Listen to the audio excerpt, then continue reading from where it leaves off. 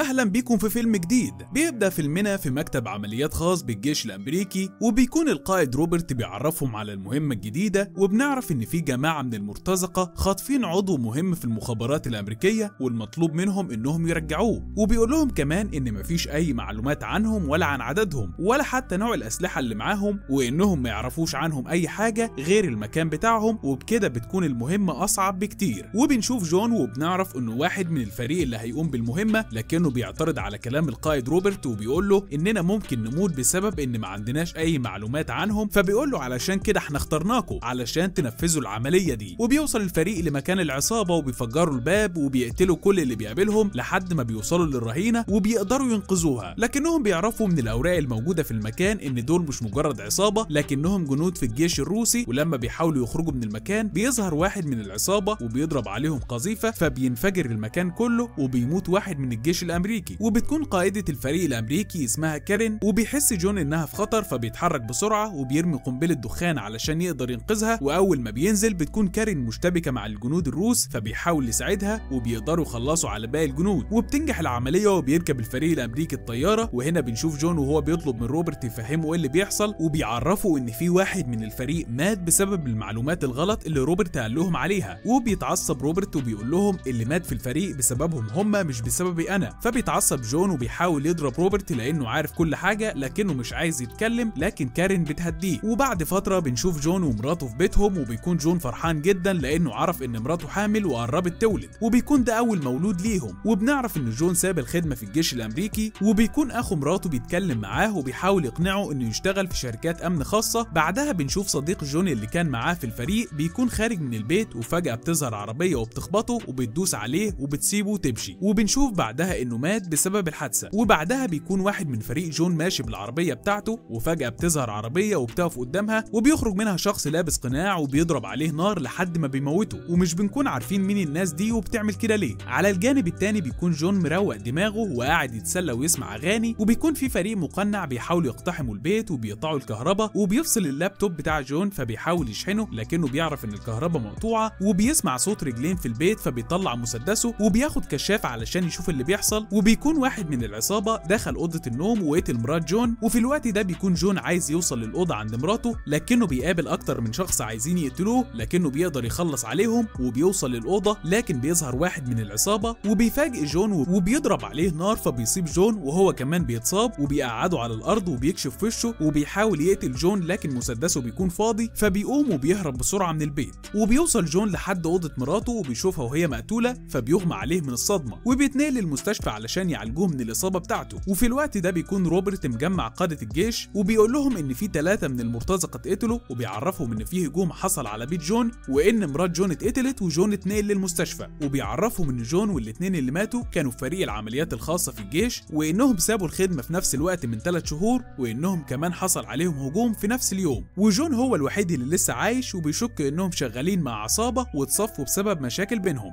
لكن كارين بتتعصب وبتقول له إن مفيش حد خاين من الفريق بتاعها، وبتعرفه إنها مش هتسيب حقهم، وبتكون شاكة في روبرت إنه هو اللي خاين. وبعدها بيقدر جون يخف لحد ما يوصل لمرحلة العلاج الطبيعي وبيقدر يرجع زي الأول، لكنه مش بينسى موت مراته وابنه اللي كان في بطنها. وبيستدعي الوزير كارين وبيكون روبرت موجود، ولما بتدخل كارين بيطلب روبرت من الوزير إن كارين تخرج لأنه هيقول له على معلومات سرية، لكن الوزير بيرفض. وبيعرفهم روبرت إن العصابة اللي جون قتلهم في البيت عنده تبع الفيدراليين الروس، وبيقول لهم إنهم حاولوا يقتلوا جون بسبب العملية الأخيرة. فبيفهم الوزير إن دول جنود روس، لكن روبرت بيقول له إنهم جنود سابقين في الجيش الروسي وكده الجيش بيكون غير مسؤول عنهم. فبتقاطعه كارين وبتقول له إن جون قال لها إن في واحد منهم هرب، فبيقول جون إحنا لازم نقفل القضية، وبكده هيكون في 2 جنود أمريكان ومرات جندي اتقتلوا مقابل 3 جنود روس، وبكده مش هيحصل أي نزاع بين أمريكا وروسيا. لكن كارين بترفض الاقتراح وبيعرفها روبرت إن جهاز المخابرات ما عندوش أي معلومات أكتر من اللي هو قالها. وبعدها بنشوف كارين وهي مع جون وبتقول له أنت عندك حق، جون خدعنا كلنا في العملية الأخيرة، وبتعرفه إن المخابرات قفلت القضية وإنه ممنوع أي حد يتدخل فيها. فبيتضايق جون لكن كارين بتهديه وبتطلع ملف وبتعرفه مين اللي قتل مراته، لكن بتفهمه إن دي معلومات سرية وإنها ممكن تتحبس لو حد عرف إنها سربت له المعلومات دي. ولما بيسألها مين الجندي اللي هرب فبتعرفه إن محدش عارف عنه أي معلومات، لكنها بتقول له إن في ضابط روسي اسمه أندريا هو اللي طلع لهم جوازات السفر لأنه وانه شغال في السفاره الروسيه، وبتعرفه ان مش مسموح ان يتعامل معاه لان ده هيسبب مشاكل، وبتطلب منه انه ياخد رايها قبل ما يعمل اي حاجه. وهنا بيقرر جون انه لازم ينتقم لمراته، وبيروح السفاره الروسيه وبيفضل مراقب الضابط، لكنه مش بيقدر يستحمل اكتر من كده، وبيخبطه بعربيته وبيرمي بنزين على العربيه بتاعته وبيحرقها، وبيدخل عنده قبل ما العربيه تنفجر وبيضربه بالنار في رجله، وبيساله بيقول له انا جون، وبيساله على الجندي اللي قتل مراته وهرب، فبيعرفه ان اللي عمل كده جندي روسي اسمه فيكتور، وبعدها جون بيقتله وبيخرج وبيسلم نفسه وبيتسجن. وبتزوره القائده كارين وبيعرفها انه عرف من اندريا معلومات مهمه، وانه سلم نفسه علشان عارف انه هيدخل السجن ده واللي بيكون فيه مجموعه كبيره من الروسيين، وانه عارف هيوصل ازاي لفيكتور، وبياخدوا الضابط علشان يرجعوا اوضته. ولما بيرجع بينده عليه الحارس وبيطلب منه انه يقف ويبص للحيطه ويحط ايده وراه علشان يخرج من الاوضه، وبيساله انا هروح فين، فبيرفض الحارس يقول له، وجون برضه بيرفض يتحرك من مكانه غير لما يعرف هيروحوا فين. فبيروح الحارس يجيب قوات تخرج جون بالقوه، وجون بيساعد علشان يقاتلهم، وبيسد الحوض بالتيشيرت بتاعه وبيفتح الميه علشان يغرق الدنيا. واول ما بيدخلوا الاوضه بيهجم عليهم جون وبيضربهم، وبيمسك واحد منهم وبيخنقه، وبيقول لهم لو اي حد هجم عليه هيقتل الجندي اللي هو ماسكه. فبيقفلوا باب الاوضه وبتفضل القوات واقفه قدام الاوضه، وبيوصل مسؤول في الجيش الامريكي وبيدي لجون تليفون، وبيكون في حد عايز يكلم جون، وبنعرف انها كارين، وبتطلب منه انه ينفذ اللي هيقول له عليه الضابط لانه هيخرجه من السجن وهياخده مقر الجيش، وفعلا ده اللي بيحصل.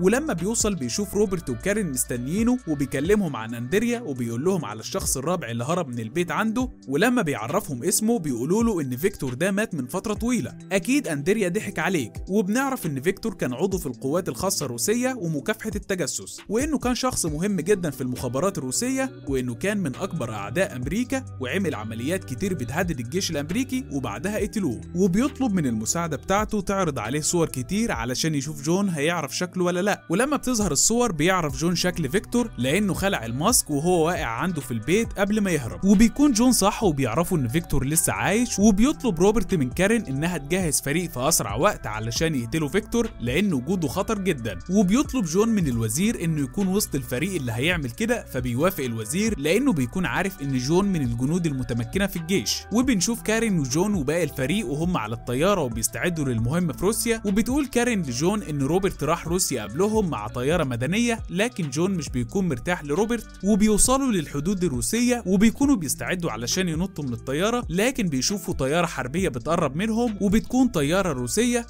وبيتكلم قائد الطياره من خلال اللاسلكي، وبيطلب منه انه يغير مساره فورا. فبيعرفوا الكابتن انه معاه اذن يهبط في المكان ده، لكن مش بيتفاهم وبيضرب صاروخ على جناح الطياره، وبيقول لهم الكابتن انه هيهبط في البحر، فبيربطوا الاحزمه وبيستعدوا للهبوط، وبينزلوا للبحر والطياره بتكون اتدمرت، وبيخرجوا من الطياره لكن من غير الاسلحه والمعدات قبل ما الطياره تغرق. لكن جون بيعرفهم ان هم كده مش هيقدروا ينفذوا المهمه، وبينزل الميه وبيربط المعدات والاسلحه في عوامات وبيخرجها من الميه، وبيقدروا يخرجوا بمركب الانقاذ من البحر، وبيوصلوا للمكان اللي المفروض يتجمعوا فيه مع روبرت. ولما بيوصلوا بيحاولوا يقتلوا روبرت واللي معاه لانهم بيكونوا فاكرين ان هو اللي بلغ عنهم الطيارين الروس، لكن جون بيعرف انه مش خاين، وبيتكلم واحد من الجنود الروس وبيقول له جون ان روبرت طلب منهم يشتغلوا معاه علشان يقبضوا على فيكتور. وهنا جون بيتاكد ان روبرت مش بيخونهم، وبيتحركوا علشان يوصلوا لمكان فيكتور. ولما بيوصلوا بيهجم جون بسرعه على المكان، لكنه بيشوف فيكتور وهو قاعد ولابس حزام ناسف، وبيعرف جون انه مستنيه وعارف انه جاي، وبيقول له ان اللي بيشغلهم هو شخص واحد، وانه كمان جنسيته روسيه لكنه امريكي وبيشتغل ضد مصلحه البلد. فبيستغرب جون ومش بيكون فاهم كلامه، لكن فيكتور بيقول له انه شغال لصالح امريكا، وانه مطلوب منه ان جون يموت في روسيا علشان القضيه ما تتقفلش. وبيدوس جون على الريموت وبينفجر المكان، لكن جون بيقدر يخرج قبل الانفجار. ولما بيحاول الفريق يتحرك بيظهر قناص وبيضرب عليهم من بعيد وبيقتلوا واحد من الفريق، فبيستخبى باقي الفريق. وفي الوقت ده بتوصل عربيه شرطه، لكن القناصه بتقتل كل اللي في العربيه، وبكده هيبان ان الفريق الامريكي هو اللي قتلهم علشان يقدر الجيش الروسي يقتلهم في روسيا، وبكده هتقوم حرب بين روسيا وامريكا. وبعدها بنشوف الفريق وهو بينزل لاول دور في المبنى، وبيكون في قوات كبيره من الشرطه وصلت للمكان، وبكده هيتقتلوا كلهم. وبيقرر جون انه يضحي بنفسه علشان ينقذ البلدين من حرب كبيره، وبيطلب من الفريق يهربوا وياخدوا جثه صديقهم، وبكده مش هيكون في اي دليل انهم دخلوا روسيا. وبتقتنع كارين بكلامه، وبيقول لها انه حاليا مش جندي في الجيش، وانه هيبان انه عمل كده بسبب مشكله شخصيه. وبنشوف جون وهو بيطلع على سطح العماره وبيرمي قنبله على القوات اللي موجوده تحت المبنى، وبيقتل عدد كبير منهم. لكن بيطلع فريق عند جون وبيحاولوا يقتلوه، لكنه بيقدر يخلص عليهم وبينزل للدور اللي تحت وبيربط كل القنابل في بعض وبيرميها على الجنود الروس، وبينفجر المكان وبيموت كل الجنود وبيخرج من المبنى، وبنشوفه وهو لابس لبس الجنود الروسيين وبياخد عربية وبيهرب بيها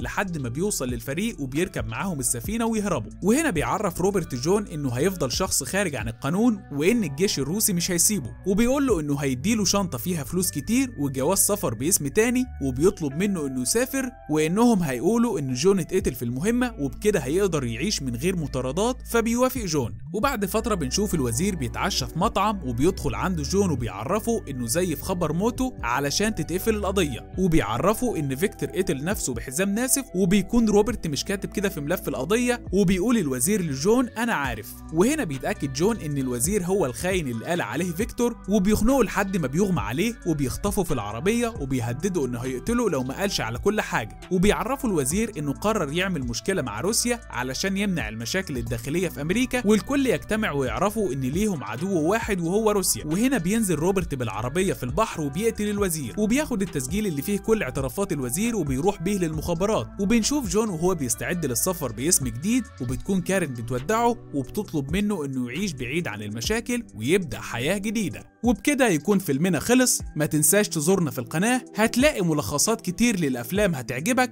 وما تنساش تشترك في القناة، ولو في أي فيلم عايزنا نلخصه اكتبه في التعليقات، ومع السلامة.